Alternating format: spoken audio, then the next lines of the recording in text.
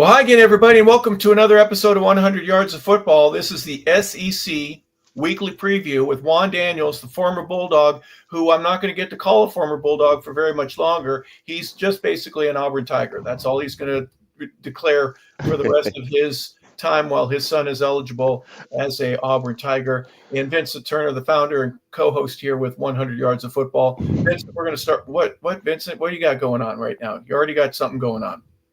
No, when we played football try to play football in high school and then got cut, then try to play in college, got cut. When the safety or secondary man made a tackle, he always went like this. Yeah. Now, did you ever say, got you? That's what they all did. Got you. Got you out there, sky cloud, got you. I don't man. Say something to those guys. When they did that, them to know what I was doing. That's when it. they did that, when they did that with the bones, somebody back in the day, they say Jack Tatum, the assassin. Someone's going to lose a couple teeth. Yes, right? sir. Someone's going to lose some teeth. Were you an assassin? Did you lock horns? You want to hit somebody right about in this part, right in the top end of your throat, right? I'm gonna tell you a true story. Please do. Quick, about a minute.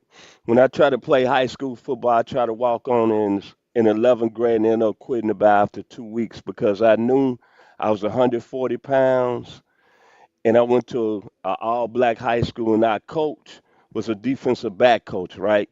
And low down joker. They loved the Oklahoma drill. So when he put you up against somebody, if you weren't strong as the other person, and we had a scrimmage, I think my first week in spring practice, we played this school, Douglas, which is in North Memphis. I was on the punt team. Didn't know what I was doing, never played football, 140 pounds. So they punted. So I'm running down the field to cover the punt. Got sideways, boom, from the side. This guy got in my face, 5'2", 5'2", 6'1". That was the number at the time in my hometown of Memphis that you call for the time. If you need to know what time it was, there was the number, 5'2", 5'2", 6'1". And when he hit me, all I could see was stars, 5'2", 5'2", and use the initials MF, and I leave it at that. Yeah. He wanted to know if you knew what time it was. It was time for you to meet your mama. Sorry. Juan, it's a shame that you don't have any stories like that. You know that you got knocked out, got knocked sideways. And, well, I actually did get knocked out. We were playing Mississippi State at Mississippi State in Starkville. Oh, and I caught a slant, and I don't remember anything else from that. And, I do remember my parents being down on the field, and I looked up and I said, "Mom, we're playing a game. You can't be down here. Mom, you got to go. You got to go. Yeah. So. Yeah. And then someone took your helmet from you, and you knew that you were the one that got to, yes. to go. Yeah. I was like, I'm not in Kansas anymore. That's no kidding. Yeah. Well, guys, it's SEC football, and we're going to talk a little bit about the games this week. Before we do, let's talk a little bit about last week's games, or at least some of the things that took place. Vincent, I'm going to just tell you right now, Juan is his chest is all puffed out. His hats don't fit anymore. You know, he's got an ego that's just growing like a weed, like some kudzu in July, because he had the upset special last week. He picked the Florida Gators over the Texas Longhorns, and not only was he right, he was absolutely right. Juan, talk a little bit about what you saw in that game that made you think, one, I know I got this right, and two, I'm going to be able to share it on the SEC preview when we get together on Wednesdays. I'll tell you what, to go back to the things that Vincent says about Billy Napier, he didn't want to hear those two words this week. So, hey, their backs were against the wall, and this was going to be the opportunity for them to come out and be strong. Florida's defense is outstanding. Unfortunately, they just didn't have enough. They don't have a lot of offense. But I kind of knew based off of Texas's offense that I didn't see them doing a whole lot scoring. I thought they were going to put a lot of pressure on Arch Manning and kind of expose him like, he's been exposed before. And I just thought if they just make a couple plays, that's all they need, just get a lead, and they were going to hold on to it. And sure enough, they did. Yeah, absolutely. It was a big win for them for obvious reasons. Puts them back in some sort of semblance. They've got some things that they still need to figure out. Vincent, give me your thoughts. Not only did the Gators win convincingly, but I think they also were able to expose some of the weaknesses that some of the other folks out there are saying that Texas really has right now. Texas has some ways to go. Well, I'm piggyback off Juan, as he said last week. He talked about the Texas offense, and he was saying they were struggling. But I just kept saying Arch Manning is going to get it together one week, and he's going to have that game. But I tell you what, I came away really impressed with. Florida's got some NFL talent, and especially on the defensive side of the ball, because they totally dominated Texas, and they held Arch Manning in check. Their defense is real good, and Florida is going to get some more people for the rest of the year. I wouldn't sleep on Florida. That's a good football team. They're just playing the toughest schedule in the country right now. But that's what I came away with, is that their defense played at another level. And it wasn't even close. I was listening to the game as I was out working, and Texas was down by 2 scores throughout the whole game. Back to you, Hawk. Was there any surprise that Vanderbilt struggled like they did in Bryant-Denny Stadium? I'm guessing not, but I'm not predicting this, but I said Vanderbilt at 5-0 could end up 5-5 by the end of the year. They struggled, in my opinion. I'm not down on them. I'm just saying they've got a road to hoe. Give me your thoughts about Vanderbilt. Hey, Vanderbilt has played up to expectations more than we can ever thought of. With the history of the school not winning, now they win at a high level. They kind of got some upset games. But I knew going into that game, Alabama was going to win that football game. That was a revenge game. And I still think, in my personal opinion, Vanderbilt is still going to be a tough out. But as you say, I think they got LSU coming up next week. They could easily go off the rattles and lose the next 4 or 5 games. But I knew Alabama, that game meant too much for them. A revenge game. Then your boy Diego, he talks a lot of smack in the media. But I saw last week after the game, he was highly upset. And you know what was funny? He had Johnny Manziel down there supporting him. Mm. Two of the smallest quarterbacks you're ever going to see out there, right there together, and they're, neither one of them is bigger than a postage stamp, but that's okay. Juan, let's real quick look at the standings here. What do you got? Oh, okay. Vince is just changing the scenery there. Yes, sir. Ole Miss is 3-0 in the division. They're 5-0 overall. A&M is 5-0. Missouri is 5-0, and so is Oklahoma. Neither of those two teams, Missouri or Oklahoma, have played more than one game. They're 1-0 in the conference. Alabama is 2-0, and they're 4-1 overall. I think the race right now, with Georgia being at 2-1, LSU at 1-1 in the conference, both of those schools are 4-1 right now. Vanderbilt's 5-1, like I said, and Tennessee is 4-1. There's 8 teams right now that could still win it. So we're about halfway into the season, and they're starting to separate. It's a little too early to get, who's going to play for the conference championship. But just give me an overall perspective of what you've seen thus far to go, yes, I'm convinced. And if things go as planned, this team or that team should end up playing for the conference championship. Do you have an early insight on that? Yeah, I think right now Ole Miss is for real. They are for real, and as well as Alabama. That's my pick, is going to be Ole Miss and Alabama. That's going to be playing in the SEC championship. They are playing at a high level right now. And Kalen DeBoer, listen, you go and lose that game to Vanderbilt, and you're in a lot of trouble. And he just basically said, we are not going to have it. They're flying on a high right now. They beat Georgia, a good Georgia team, and they beat Vanderbilt. Ole Miss, again, they're playing at a high level. Trinidad Chambliss he's actually one of the top quarterbacks. And so if you look at the top 2 quarterbacks that are in the SEC right now, Ty Simpson for Alabama, and then you got Trinidad Chambliss for Ole Miss. I just see them just kind of smoking the competition. It's not even close after that. Their team speed and the size that they needed, they brought in about 50 kids from the portal from last year. They got bigger, faster, stronger, and I think they did so quicker than some of the others. Would you agree or disagree with that? Oh, 100%. Yeah. It's there's still a lot of pride when it actually comes to Alabama, and they are, Kalen DeBoer does a great job of recruiting. He's got a great background. I mean, look, he's got Michael Penix that's in the NFL. So from a quarterback standpoint, you've got Ty Simpson.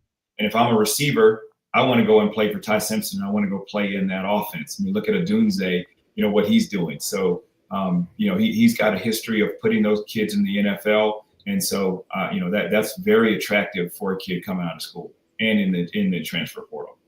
Well, let's talk a little bit about Alabama since you brought them up. They're first up on the list, the 12 o'clock game that'll be taking place in Columbia, Missouri at Memorial Stadium. The 5-0 Missouri Tigers host the 4-1 Alabama Crimson Tide. This will be at 12 noon on ABC. Both teams are 2-0 in the conference right there. Juan, we'll start with you. Give me your thoughts on this. This is a really important game. If Bama goes on the road and wins it, no one's complaining about Kalen DeBoer. But if they don't, are the Boo Birds just 1 week delayed from if they had lost to Vandy? Now they didn't lose to Vandy, as you said.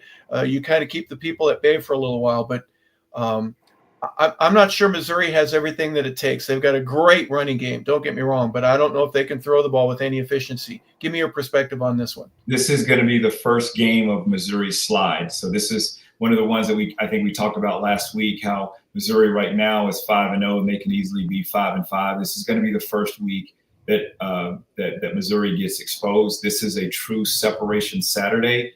Kalen DeBoer's got Alabama rolling high right now, and I expect him to go into Missouri and roll. Real quick before I go to Vincent, is it fair to say that Alabama has a 5 or a 4-star everywhere, and Missouri may have a couple of spots where they've got a couple of 5s and 4 stars, but they're replacing with 3? Is it just a matter of the roster with Alabama being so much more efficient? Absolutely. This is the true case of the Jimmies and Joes, and Alabama has all of them. And again, unfortunately for Missouri, even though they're a pretty good team, they're going to get exposed this week. Vincent, I don't think this is an upset special that Juan's giving us because he didn't bring up upset. He's just thinking that the better team's going to win. Number 8 Alabama is taking on a number 14 team. So even the Associated Press and the coaches are saying we think Alabama's a better team. What say you? I agree with Juan. I think Alabama's getting ready to roll Tide. I think they're going to beat Missouri on Saturday, and I think they're going to get the Tennessee Volunteers next week. I think they're finna go on a nice run. And I told people this. You go back and look at their team last year. They struggled at the quarterback position. I don't want to offend anybody, Jalen Marrow fans, but he struggled throwing the football. He was good with his legs. The young man they got from Martin, Tennessee, by way of the state of Tennessee, Ty Simpson, he is throwing that football like Mac Jones did a couple of years ago. Tua, the Joe Namath for the day at Alabama. This young man is really spinning it, and he got a real talented receiving core. And most of all, remember this, they didn't have Jam Miller in the first game against Florida State. Look what he did coming back last week, over 130 yards. I just think Alabama's going to roll, like you said, Hop. I think their talent level is going to go up. And that win over Georgia is just did something to them that they finna explode. They finna go on the run. And I agree with Juan, when it's all said and done. I know a lot of people don't like Alabama out there, but it might be a new sheriff in town, Kalen DeBoer. This is a really good football team that's going to get into a real nice groove because of their quarterback position. And I'm going to say this. If Ty Simpson goes on a nice run, he might need a seat in New York. Back to you, Hart. Okay, you made a very interesting point that I'm going to ask you about. Do you think it's that people don't like Alabama, or do you think that they say it's enough? Let's get somebody else. We've had them now all these 10, 15, 20 years with Nick. Bear Bryant, we hear it every week. I want to see somebody else. Is there a little bit of that in play as well? Hey, man, when you're winning, it's like the New England Patriots. When you're winning in any sport, it's like your Lakers back in L.A. You're not going to be loved. You're only going to be loved by the true fans. And, of course, I get tired of Alabama winning, but it's what it is. They win for a reason. We talking about a program that's won all the way back in the 30s, man, the 40s, the 50s, the 60s, the 70s, the 80s. And remember when Nick Saban stepped down, everybody said it was the end of their run. I think we finna see that's a lie. Because Alabama was impressed me the most, and I'm gonna give it back to you, Harp. Is their quarterback can throw the football, and he got some real star receivers that's gonna play in the NFL, and he gonna have a running back that's gonna play in the NFL. But Ty Simpson, that Georgia game, that sold me on that. They came out what 7-7 on third downs, and he was spinning that ball like Michael Penix was at Washington. Back to you, Harp. Yeah. Well, Juan, you hit it. He knows how to coach quarterbacks. I don't think he had his guy last year, and Thank you. now he does. So we'll see. Again, 4-1. Alabama goes to Memorial Stadium there in Columbia to take on the 5-0 Missouri Tigers. Next game we're going to look at, guys. Ole Miss is for real. You just said so a moment ago, Juan. Washington State is 3-2. They've scored 103 points. They've given up 144. But you know what? They haven't played anybody like this. Juan, do me a favor and just tell me very quickly and easy. This isn't an upset special or anything. Oxford is going to have a lot of barbecue going. They're going to have some salmon, I guess, from some folks, or some baked beans. Who knows? But they're going to be giving every Cougar fan whatever they want to come in, play the game, get back on the bus, and go on home. It's going to be a Ole Miss debacle. I think they're going to really take it to them. They could win by 40 or 50 points. Am I off? Yeah. This is a controlled scrimmage. There are just going to be two teams out there just kind of hanging out. They're just going to happen to have a clock up there, and the referees are going to get paid. This is going to be over before it even starts. And again, I like to talk about what Vincent talks about. Hey, let's just make sure we get out of here, no injuries, because we've got a long season ahead of us. Well, do me a favor, because I say this, and I was laughing a little bit. And in all fairness to Cougar fans, I don't think you've seen anything like what Ole Miss is going to show you. Their speed, especially with their receivers, their speed with their secondary. You're gonna watch, if you have a coach's view of the 22, sideline view, and you can see every player on the field. You're going to watch a 3rd and 7 where there isn't a single Cougar receiver that's open anywhere on the field.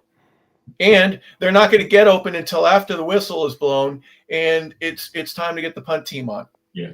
Juan, tell me why I'm wrong with that. I mean, I'm kind of teasing, but they're very, very good, and they're built at SEC speed. I think LSU always has it.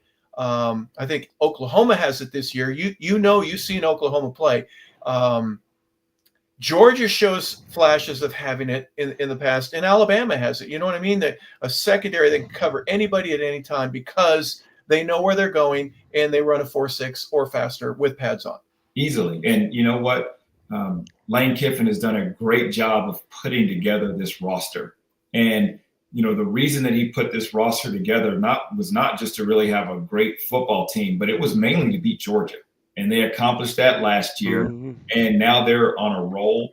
And there's going to be speed all over the place that, again, they can't match up with. And that game last week against, a couple of weeks ago against LSU really showed who Ole Miss was. And I knew it was going to be a low-scoring game.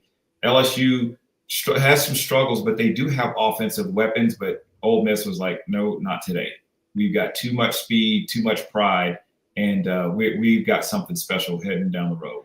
Yeah, and there's another thing that is as important as all of it. And Rob Tribble, my friend at 92.9 The Game, it's that want to. I think the coaches and everybody, there's a want to there that it's a little bit different than it has been in years past. We really do have what it takes. If we don't mess this up, and it's up to us, we need to go out there and play on 12 Saturdays, and then for about 3 more, including the playoff, maybe even 4 through Christmas and then the New Year. Vincent, give me your thought here on Ole Miss and what's impressed you.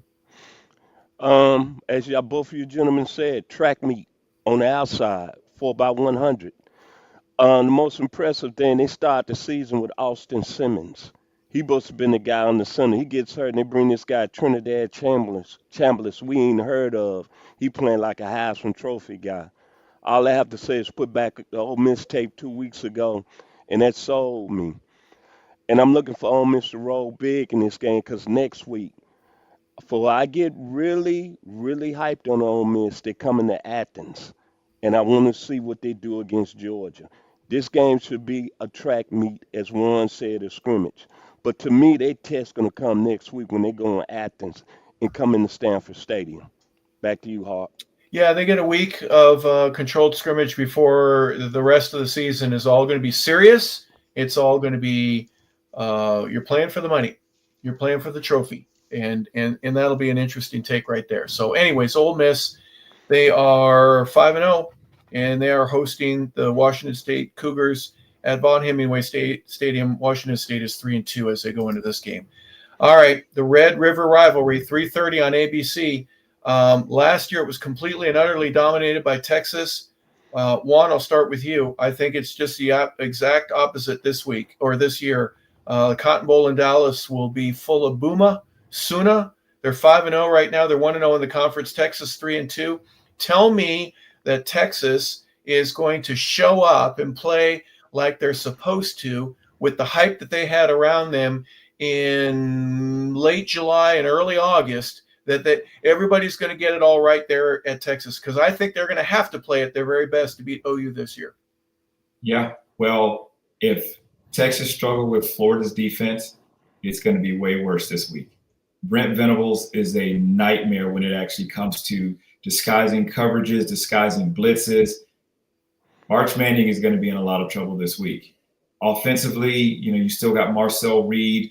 If he's going to be the quarterback, and I don't know if Sawyer Robinson, not Sawyer Robinson, but I can't. Mac Tier.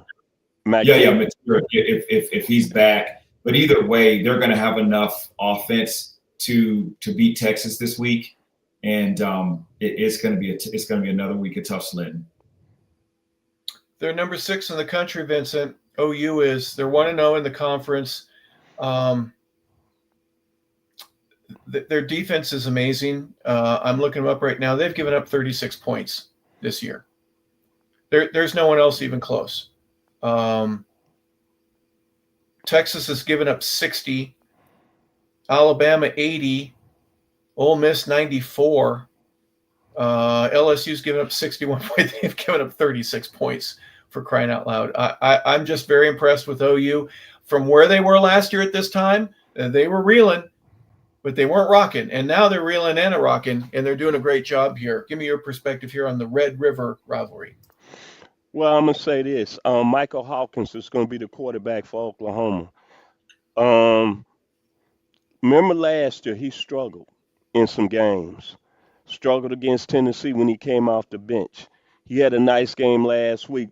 So he's got Texas this week, which I think is going to give Texas a little advantage because I don't think Oklahoma is going to be as sharp as they've been in the past. They had Mantier, I think we wouldn't be talking about. I think the game will be a blowout. But the one thing I look at Texas, you up against the wall. This is a big football game from a lot of aspects that I see it. You go 3-3, Steve Sarkisian. I know we've been talking about coaches on the hot seat. Your job is not going to be safe. Arch Manning, I don't know if you're talking to your uncles or to your grandfather. This is the game of your career right here. Because Texas was preseason number 1, gentlemen. And I don't think I've seen a preseason number 1 team fall so early out of the top 25. And what really I cannot wrap around my mind is how they played against Florida, and Florida dominated them.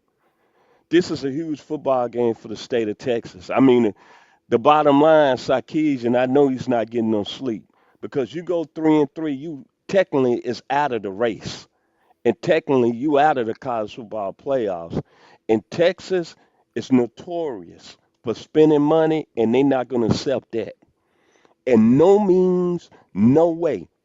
So I'm going to be seeing is Texas, how they come out and play. And to be honest, I think they're going to play a little bit better than they have in the past weeks. It might be their best game because they are up against the fence here. Yeah, realistically, go ahead. Some teams, when you punch them in the nose, they turn around and they fight you back. Is it fair to say that Texas isn't throwing punches back at anybody? Well, I think Number one, to be honest, Harper and Juan, I think maybe there was some people right. They say Arch Manning, reason he didn't get on the field last year, he wasn't ready. And I think it was a coach, Steve Spurrier, the ball coach, brought this up, and it stuck in my mind before the season started. He said, we really crowning Arch Manning, but last year he couldn't beat out Quinn Ewers. He couldn't even get on the field. Now I'm looking at the ball coach, and he might be right. Arch Manning maybe not been what we thought he was. But this is a game right here that is very critical for all aspects. I'm telling you, gentlemen, Texas go 3-3, Mr. Sarkisian's job is going to be on the line. And Texas is technically going to be out of college football discussion. Yeah, with 3 losses this early in the season. Juan, give me one more thought, if you don't mind. Let's just assume that Spurrier is right. And it's not that he's not ready. It's just he's not ready to go in the NFL yet. He hasn't done a whole lot in college. Hmm. He's come in and substituted, and he's led a drive or two. And he played a couple of games when Ewers was down and injured last year, but Yeah, he hasn't really put it together for a length of time that would be an impression. You're led to believe that this, he's gonna dominate this year, and he hasn't. I'm not picking on him. I'm just saying he hasn't. So give me your thoughts.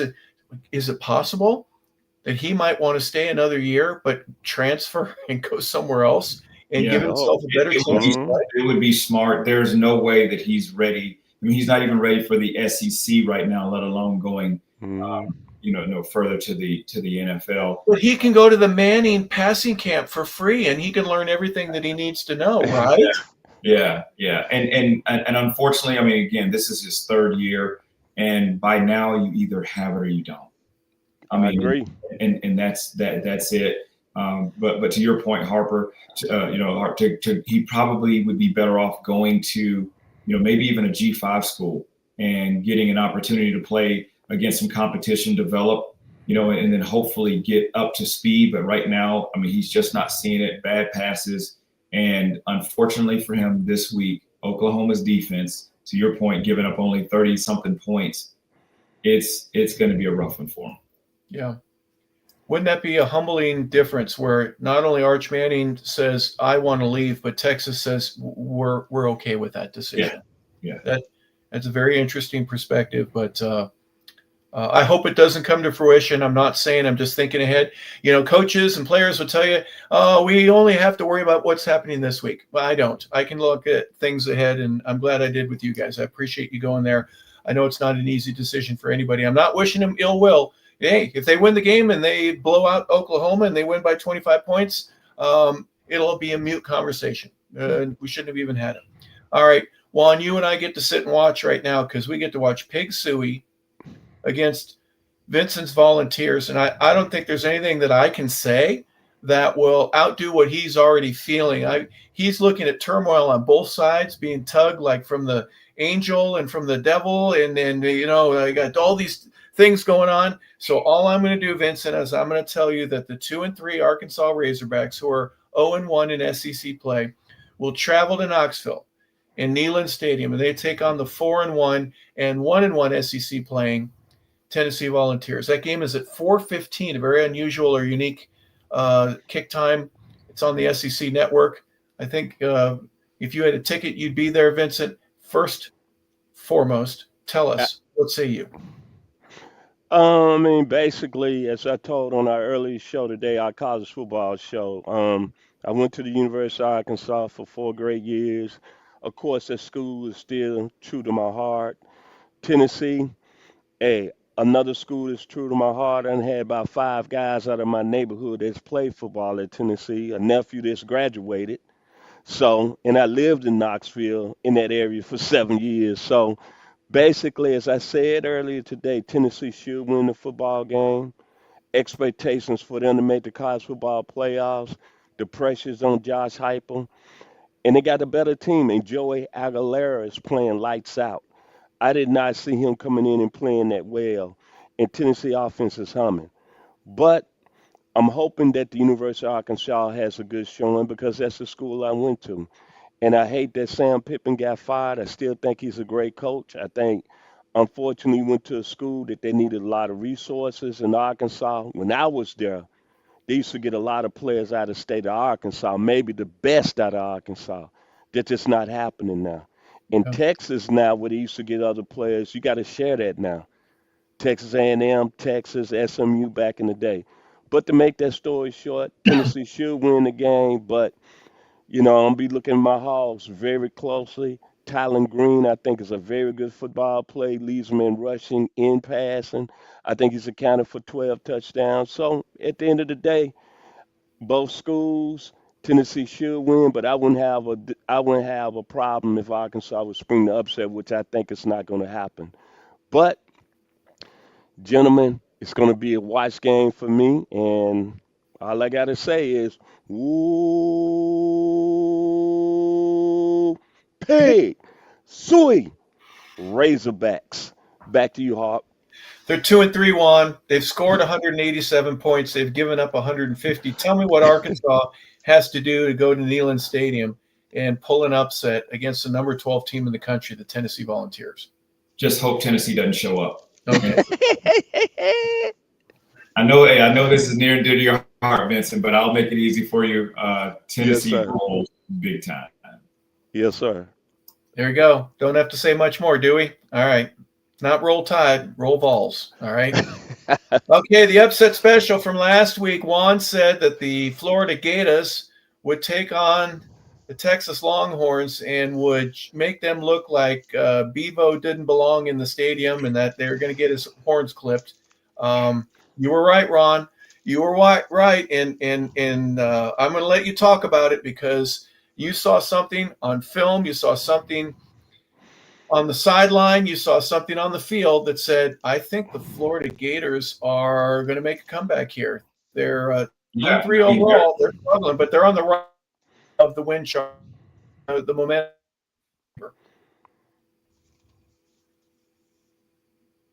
Did he cut out? No, I said they're in your favor. It's all you now. Go right ahead. Oh, okay, yeah. So, Florida Gators, they have heart right now. So they're playing with a lot of heart, a lot of emotion. I think that they're playing for Billy Napier. And, the biggest thing is how can we get this sophomore quarterback to play better and just give him easier situations. So I think defensively, they're going to have a great shot this weekend against a tough Texas A&M team. Texas A&M is pretty good. However, if the Gators play defense any way that Auburn played defense against Texas A&M, then they're going to have a shot, and it's just going to be a matter of can the Gators drive down the field and make maybe 1-2 touchdowns and a couple of field goals, and they'll have a shot this week. Vincent Juan says Texas A&M is pretty good. It doesn't take a genius or a valedictorian to figure out that they're 5-0. They're 2-0 in the conference. They are pretty good. Tell me why you think A&M, as the number 5 team ranked in the country, has a chance there at Kyle Field to hold their ground and be able to say, you know what, we will take all comers, but I don't care if you're from the state of Florida or not. We're still going to win. We're on a mission, and we've got some things that we need to do later on in the season. We can't afford to misstep here. I think, of course, Marcel Reed has matured. Remember, they made a change in him in the middle of the season.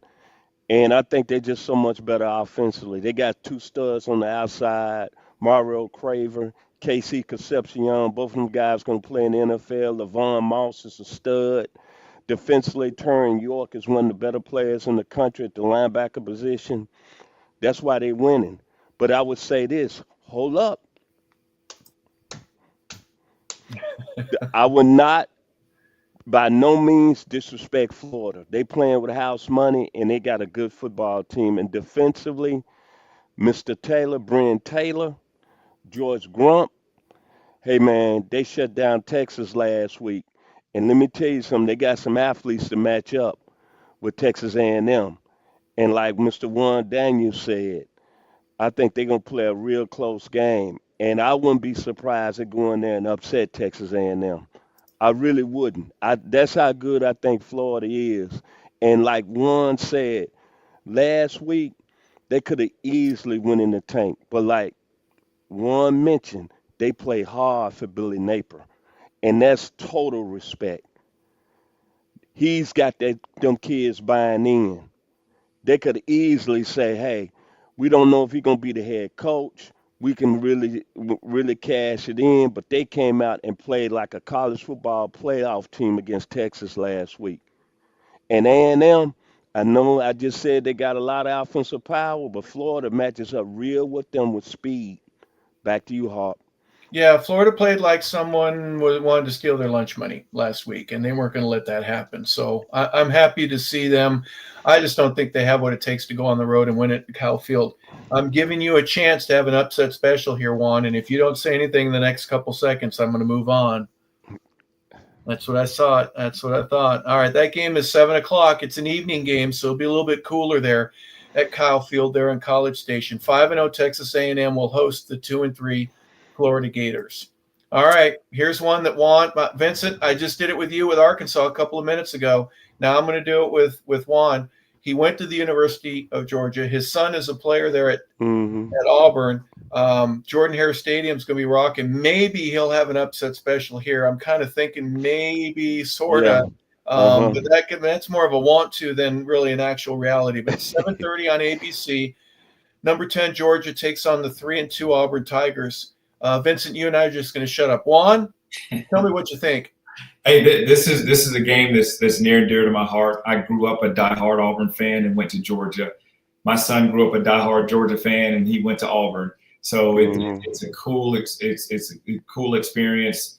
It's a night game. It's going to be crazy. It's going to be rocking, and you can absolutely best believe this is my upset special. I think from a matchup standpoint, Auburn matches up very well with Georgia's offense. Defensively, they match up very well. So we're just going to have to muster some offense. And I think, I just got a weird feeling that they may, maybe in the first half, maybe second half, possibly make a quarterback change. They got this kid on the team, number 12. I think it's Ashton. I can't remember his last name. Yeah. Maybe Daniels or something like that. Yeah. And I just feel like he's just going to come in there and make a difference. And we pull away in this game. It's just such a special rivalry. And the great thing about rivalries is you can throw the records out of the window. And these guys play. I mean, they absolutely play. Here's one of the reasons I wanted to ask you this. You've been in Jordan Hare Stadium before you went to Georgia, and then you get a chance to play there. It really is a fantastic stadium, isn't it? I mean, it's a well-designed, loud home field advantage for the Auburn Tigers. Is that a fair assessment? Oh, 100%. And then when you come from Georgia and visit and go into their place, the neat thing for me, if I'm a Georgia fan or if I'm just neutral, is you don't have to spend the night anywhere. You can be home. It'll be a little late, right? Especially if traffic getting out. But it's just a 2.5 hour, depending on how fast you drive. So you're going to have Georgia fans that are going to be in mass there as well. Even if they can't get a ticket to get in, they'll go because there's a reason to do so. And is it a friendly fan rivalry that you're aware of? I mean, they all get like, we're friends. We're not neighbors, but welcome. Spend some of your money here. But then go on get when the game's over. Yeah, go back. It is a family. Yeah, it's definitely a family atmosphere. It's even though it's like that good old fashioned hate. The oldest rivalry. They still have a lot of respect for each other because we also have the in-state rivalries, right? Georgia Tech, Auburn, Alabama. So it's not as bad as one would say, but the one thing that's great about both of these programs is their fans travel very well. So you can best believe that Georgia will be represented when they go to Auburn, and it's gonna be rocking. The tailgating is gonna be crazy. The Auburn, the Tiger Walk, everything about it, and it being a night game is just gonna be electric. Yeah, and it may be 1 o'clock, but you'll be home, right? You're gonna go to the game. Yes. Yes, and then now, take that drive home. Vincent, if Auburn wins and there is a quarterback change where some kid, I think he wears number 12, gets in the game, I think Juan's going to want to stay a little bit longer and pass some cash off to that kid.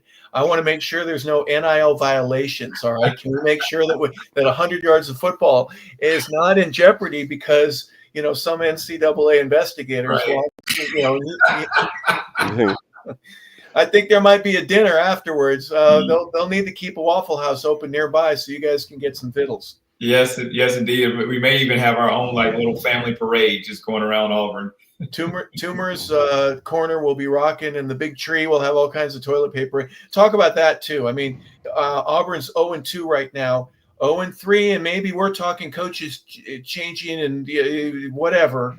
That's not a good place for Auburn to be. So I'm not going to say it's a must win, but it is such a desirable spot to win now and get it over with. Juan, am I right there? Yeah, Auburn is still in control of their own destiny. So if they win out, they have a very strong chance to be in the college football playoff, because that would have mean that you would have beaten Georgia. You've got Missouri that's going to be next week. You also have Vanderbilt, and then of course you have Alabama. So if you beat those 4 teams, now we're talking, hey, we made a huge case to make the college football playoff. So you can best believe they're going to leave everything out on the field for this game coming up. Yeah, Vincent, that's a very good argument right there. There's a lot on the line for right now, not anymore, not next week. Not we need to win right now. Give me your assessment of what do you think Auburn needs to do.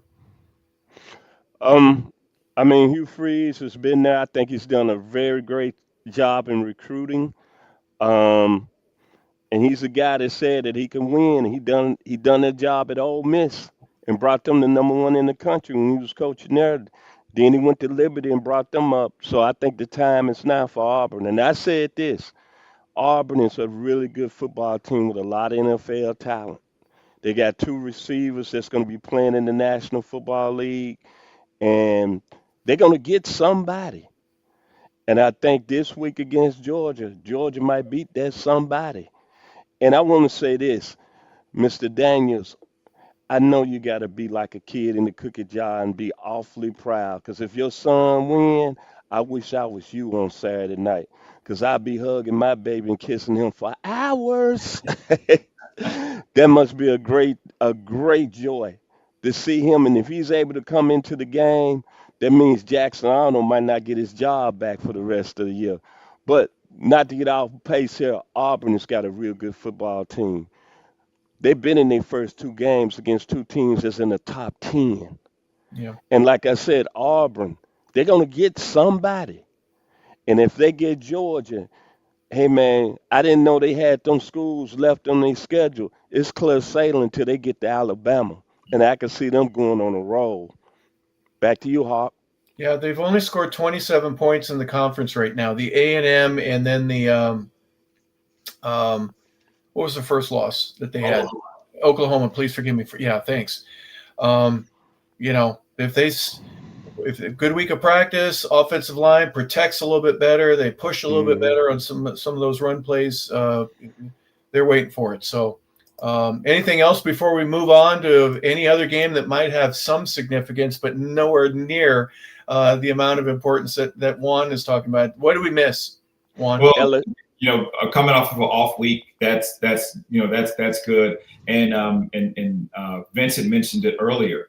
Not only does Georgia have to play Auburn this week, but then they have Ole Miss next week. So this can actually kind of serve as a little bit of a trap game for Georgia.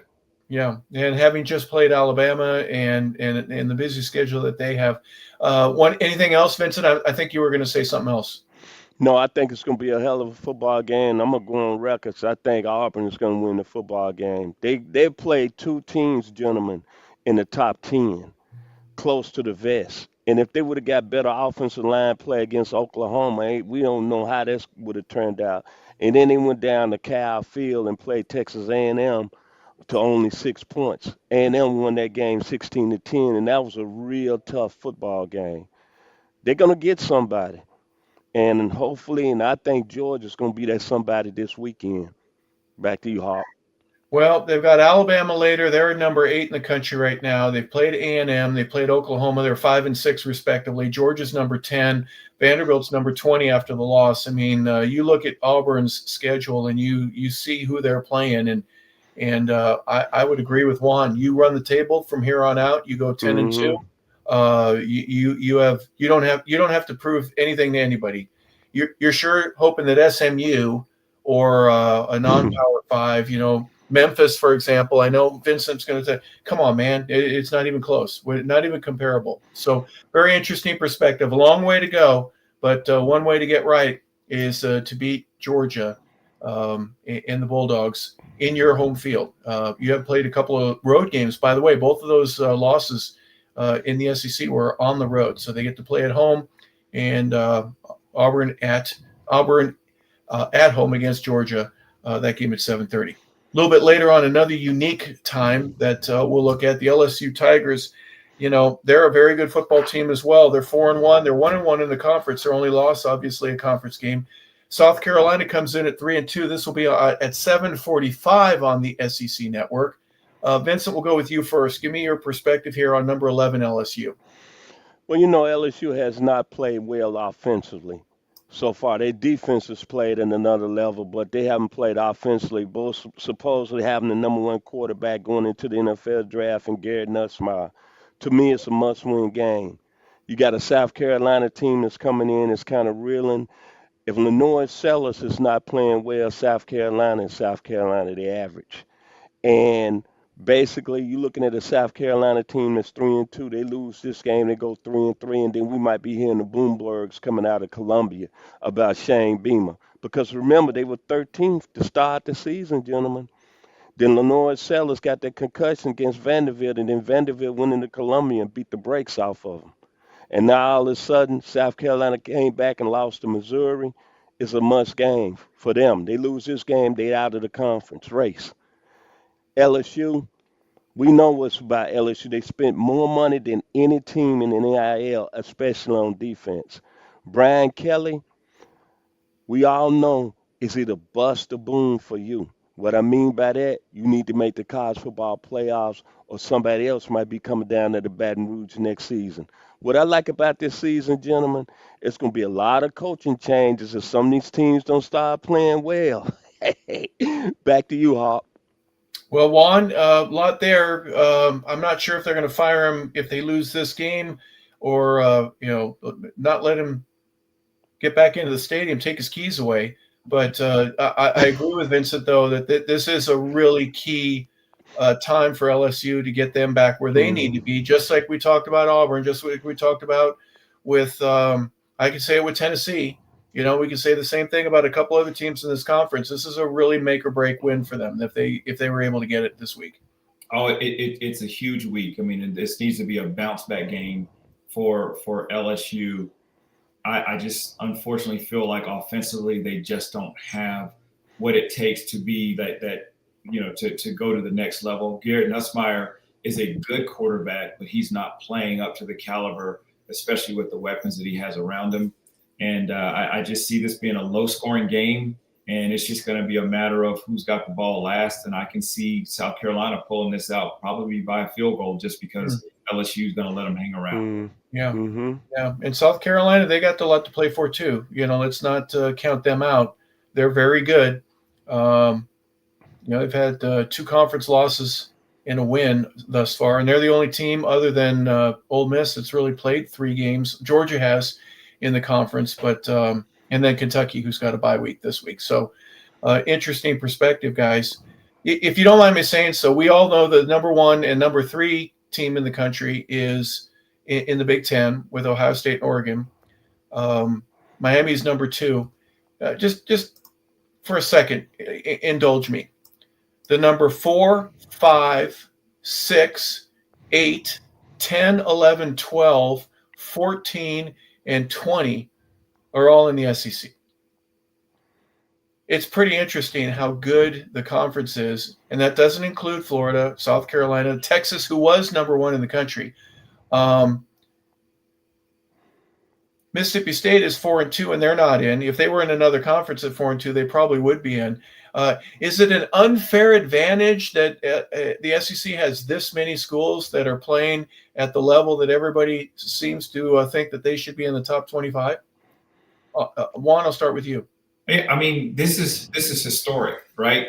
The SEC has always, been that top team, and I think that just recently the Big Ten has actually benefited from the SEC beating up each other every week in and week out, and how they were able to kind of sneak up. But this is what's expected, for the last over 20 something years, is that how the SEC has just been dominant.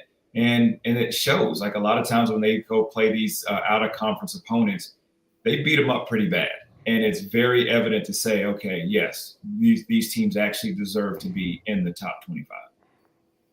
Vincent, 5 of the top 10 teams in the country and 7 of the top 14 are SEC schools. I mean, it just goes to show the strength of the conference for obvious reasons. You've been saying this now for years. It's very simple to me. The SEC has been the best conference, like Juan said, let's not even go. Let's go build the last 30 years. I'm just going to take you on a quick history lesson. Super Bowl championship quarterback, Jalen Hurts, OU/Alabama. Jordan Davis, Super Bowl champion, Georgia. Justin Jefferson led the league in receiving, Minnesota, LSU. Jamar Chase won the triple crown at the receiver position, LSU. Do I have to keep going? Chris Jones, D tackle, Mississippi State, LSU. Jackson Dart, who made his first start, 2 weeks ago and beat the LA Chargers, SEC, Ole Miss. Gentlemen, this is the best conference in all of college football, and it's not going to stop. Not even with the NIL money. But as you just mentioned, Harper, you brought up a good point. It's actually benefited the Big Ten better. And I get tired of these Big Ten fans coming up to me saying, hey, we got the better conference. We're going to win the national championship. Even though last year Ohio State won the national championship in year before Michigan. Stop the insanity, because neither one of you schools could have went through a schedule in the SEC and survived. That really blows my mind when people say that. And I know a lot of Michigan fans. They quick to say that, but gentlemen, we know the truth here. We're in the greatest football conference and probably going to see the greatest football players still coming through the SEC. It's that simple. It's not going to get any better. And that's why they're the best conference. And when it's all said and done, I just hate it. It's so competitive because some teams are going to have really good football teams. They're going to deserve to be there, but they're going to get beat up. They're going to lose some conference games, and they're not going to play in the playoffs. But, hey, as I look in this camera, don't make no mistake. The best football is played down in the South, man. Back to you, Harper. You're just saying it. That's all. You're just saying it. There's nothing wrong with Northwestern or Michigan State, Purdue. Wisconsin has some great players, right? West Virginia does. It depends on whatever conference you're in. If it's the ACC, Syracuse, North Carolina, Boston College has some good players, but your roster isn't full of them like it is in the SEC. And Juan, you played at that level, you see it. I mean, there are guys that don't play on Georgia's roster or maybe Auburn's roster that could have started on another school for, however long it would be. It's just the thickness, the depth of the charts, the depth charts, that is. It's a pretty significant impact. I mean, it really is. And, I remember, my junior, senior year, and, you have this guy, Hines Ward, who couldn't get on the field. There just wasn't a place for him because he had people in front of him. And then, of course, the next couple of years, he gets his chance. And next, he's the top guy. Terrell Davis that I played with. Terrell Davis was injured, hurt, didn't, get an opportunity to really showcase what he was. Went in the 6th round. Next, he's a Super Bowl MVP champion, right? I mean, it is just loaded with talent. And the best of the best, the very first place they want to go to is the SEC. When these kids are looking for their offers, obviously they want Power 5, but they want Power 5 from these SEC schools. And take a look at Mississippi State. Mississippi State, you can take them and run them through the Big Ten, out there in the Big 12, And ACC, they would do very, very well. And last year, they were the bottom feeders of the SEC. So to Vincent's point, the SEC is the best in college football. Well, we get to talk about them each and every week, whether it be Ole Miss, Kentucky, or anyone in between in terms of where the standing is right now. And our dogs will be barking is what basically how we're going to do it. But we want to thank everybody for paying attention and being a part of the show here today. Juan Daniels. Juan, where are you going to be on Saturday evening? Any chance you're going to be out of state maybe, or in the Auburn, Alabama area? Alabama. We're just going to take a drive, and wherever it ends up. But for whatever weird reason, my GPS already has Jordan Hare on it. Yeah, no kidding. Well, what is it? A 7:30 start. So I would imagine you're probably leaving about 2 or 3 in the afternoon. What is traffic like at about 5 o'clock in Auburn?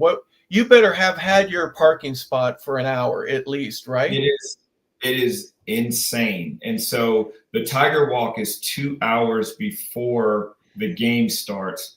And in order for you to get a spot on the Tiger Walk, you need to be there an hour before that at the very least for you to even be close. And this is going to be one of the biggest Tiger Walks because it's Georgia. It's going to be a night game. It's going to be crazy. So we may have to get there probably around 2 o'clock and then set up a tent and then just camp out there all day just so we can see it, get a spot to see our kid walk through that Tiger Walk. Yeah, so you're leaving basically around 11:30 maybe at the very latest. You'll get a bite to eat, a cup of coffee, whatever, and then you're heading out, right? Absolutely. But the traffic even going through Atlanta is going to be kind of crazy. So we really try to beat that. The good thing is we gain an hour, as we go down there. We lose an hour. So, but again, that doesn't make a whole lot of difference because people are going to be traveling. I think the roads are going to be packed just getting there. So we're going to have to make some good time. Well, my co-host with the Georgia State Panther Radio Network, Dave Cohen, would have you waking up about 5 in the morning, and about 5:15 you'd be on the road because Dave wants nothing to do with dealing with traffic and anything like that. And I'd rather be early than late at any occasion. Vincent, what do you got going on this weekend? Just going to watch some good football games, as I always do. I work on Friday and Saturday for the Atlanta Voice, do my deliveries, and I'm going to be posted up. And I definitely will have the screen on Auburn and Georgia. War Eagle, baby. War Eagle to you, Juan, and your family. I hope y'all be safe. And I love that. I love when they say War Eagle. Yes. Yes, sir. Or Eagle. Hey, Eagle. When they throw that hey in there, I still don't know what the hey means, but you know what? Most of the folks don't anyway. So we just go with it. Yeah, that's right. All right. Well, here are your games again. We're going to remind you that Alabama and Missouri is at noon. Also at 12:45, Washington State and Ole Miss. Juan says, don't even get off the bus, Washington State. You just stay on it and keep going. Go back home. 3:30. On ABC, Oklahoma and Texas, the Red River rivalry. That's always something you want to tune into. At 4:15, Arkansas at Tennessee.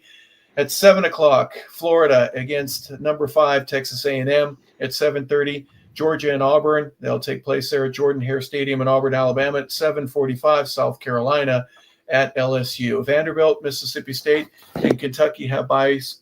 And that's a look at this week's show and this week's schedule. We want to say thank you to everyone for being a part of the show. So for former Bulldog, he's not a Bulldog anymore. He's now an Auburn Tiger, Juan Daniels. And for former Arkansas Pig Suey Razorback and lover of the kitty cats there at Mississippi State, Vincent Turner. I'm Harper LaBelle saying thank you for tuning in, everybody. We hope you have a fantastic